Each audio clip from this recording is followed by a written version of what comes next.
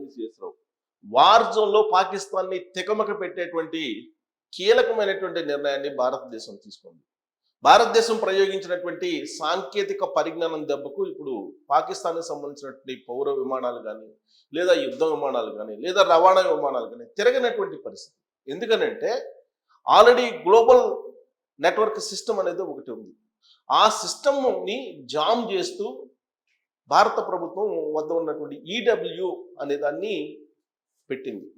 ఆ ఈడబ్ల్యూ అనేది electronic warfare అంటారు దాన్ని.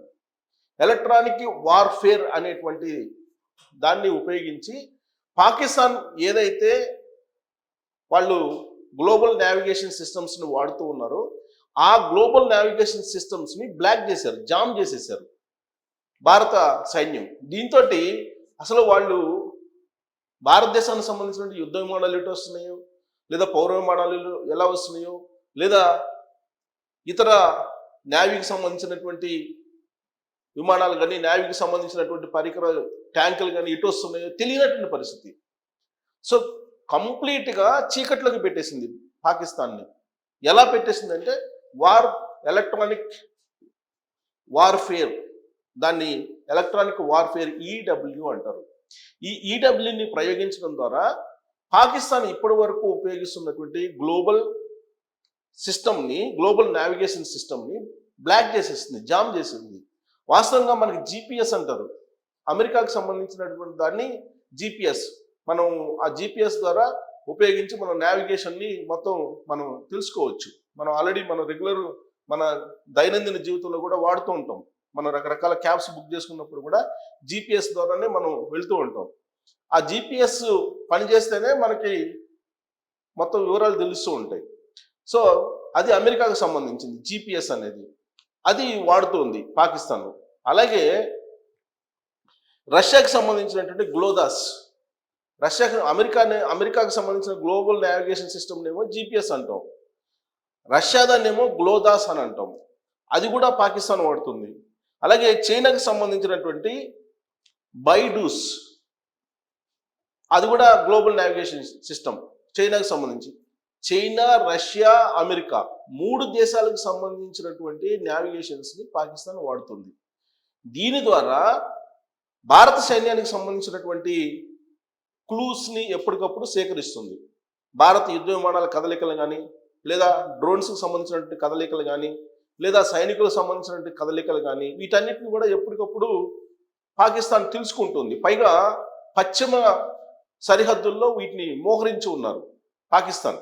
ఆ విషయాన్ని తెలుసుకున్నటువంటి భారత సైన్యం, భారత దేశం ఇప్పుడు ఏం చేస్తుంది, పాకిస్తాన్కు ఉన్నటువంటి ఆ 3 గ్లోబల్ నావిగేషన్ సిస్టమ్స్ని జామ్ చేసేసింది. దేని ద్వారా జామ్ చేసిందంటే ఎలక్ట్రానిక్ వార్ఫేర్ ద్వారా.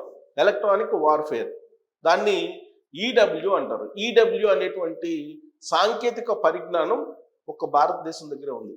భారతదేశం దాన్ని ప్రయోగించడం ద్వారా ఆ 3 గ్లోబల్ నావిగేషన్ సిస్టమ్స్ని బ్లాక్ చేయడంతో పాకిస్తాన్కి అసలు అంతుపట్టినటువంటి పరిస్థితి. అసలు భారతదేశ సైన్యం ఏం చేస్తుందో కూడా తెలియనటువంటి పరిస్థితి. అయోమయంలో ఉండిపోయింది. ఒక్కసారిగా అయోమయంలోకి నెట్టేసింది భారత సైన్యం పాకిస్తాన్ సైన్యాన్ని కూడా. భారత సైన్యానికి ఈ ఈడబ్ల్యూ అనేది అంటే ఎలక్ట్రానిక్ వార్ఫేర్స్ ఎన్ని ఉన్నాయో తెలుసా? 50 ఉన్నాయి. ఈ 50 పరికరాలను కూడా సరిహద్దులు వెంబటి ప్రయోగిస్తూ ఉన్నారు. సో కాబట్టి పాకిస్తాన్కి సంబంధించినటువంటి ప్రతి కదలిక దీని ద్వారా తెలుసుకుంటారు భారత సైన్యం. అదే పాకిస్తాన్కి సంబంధించినటువంటి వాళ్ళు మాత్రం తెలుసుకోలేరు, ఎందుకంటే వాళ్ళ సిగ్నల్స్ జామ్ అయిపోతాయి. ఈ ఎలక్ట్రానిక్ వార్ఫేర్ని ప్రయోగించడం ద్వారా ఎలక్ట్రానిక్ వార్ఫేర్ ఎక్కడుంటుందో అక్కడ సిగ్నల్స్ జామ్ అయిపోతాయి. గ్లోబల్ నావిగేషన్ సిస్టమ్స్ వాడుతున్నటువంటి పాకిస్తాన్కి దీన్ని అడ్డుగా వేశారు భారత సైన్యం. ఇక పాకిస్తాన్ దీంతో గందరగోళంలో పడిపోయింది.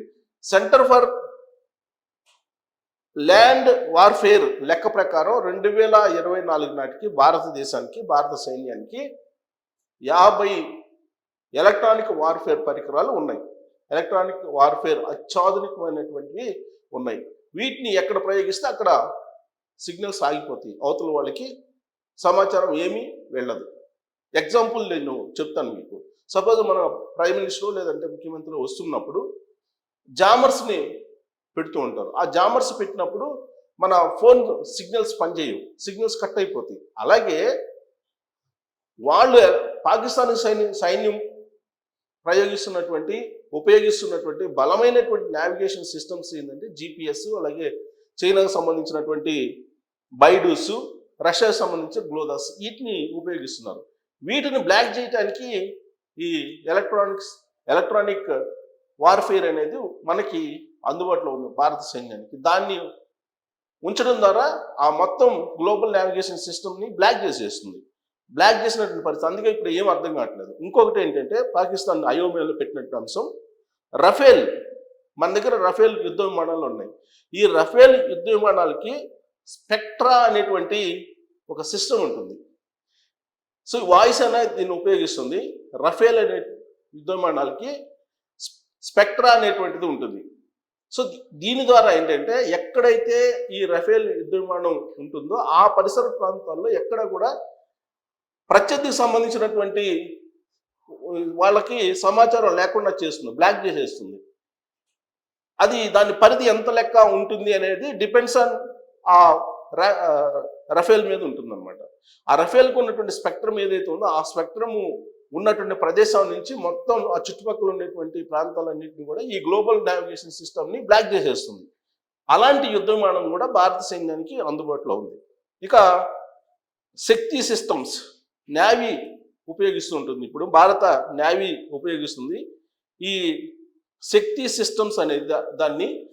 అది ఎక్కడ పెడితే అక్కడ సిగ్నల్స్ని జామ్ చేస్తుంది. సో ఎలక్ట్రానిక్ వార్ఫేర్స్తో పాటు మనకి రఫేల్కు ఉన్నటువంటి స్పెక్ట్రము, అలాగే శక్తి సిస్టమ్, నేవీ ఉపయోగించేది శక్తి సిస్టమ్, ఇవి పాకిస్తాన్కి సంబంధించినటువంటి గ్లోబల్ నావిగేషన్ సిస్టమ్స్ని బ్లాక్ చేస్తూ ఉన్నాయి. టోటల్గా వాళ్ళ అంధకారంలోకి నెట్టేస్తూ ఉన్నాయి అని చెప్పొచ్చు. అయితే వాళ్ళకి ఎలక్ట్రానిక్ వార్ఫేర్ అనేటువంటి పరికరాలు వాళ్ళకి లేవు అంటే వాళ్ళకి లేవు.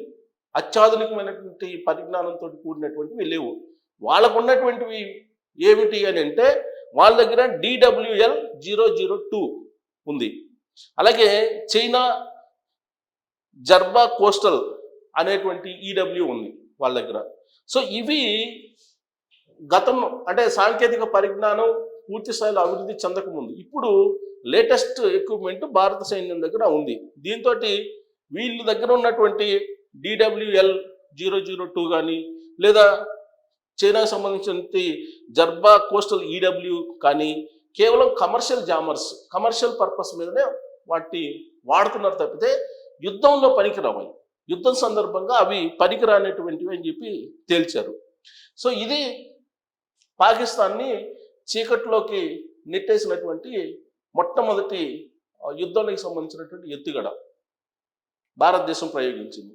ఇక ఏప్రిల్ 30వ తారీఖు అంటే నిన్నటి నుంచి మే 23వ తారీఖు వరకు కూడా పాకిస్తాన్ పౌర విమానాలు కానీ, యుద్ధ విమానాలు కానీ, రవాణా విమానాలు కానీ భారత గగనతలంలో ఎక్కడ కూడా కనిపించడానికి లేదు అని చెప్పేసి ఒక నోటీస్ జారీ చేశారు. దాన్ని ఎయిర్మెన్ నోటీస్ అంటారు.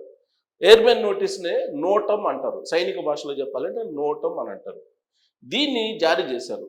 దాని ప్రకారం ఏప్రిల్ 30వ తారీఖు నుంచి మే 23వ తారీఖు వరకు భారత గగనతలం మీద పాకిస్తాన్కు సంబంధించినటువంటి పౌర విమానాలు కానీ, యుద్ధ విమానాలు కానీ, రవాణా విమానాలు కానీ కనిపించకూడదు. కనిపిస్తే కూల్చివేసే కార్యక్రమం భారత సైన్యం చేస్తుంది.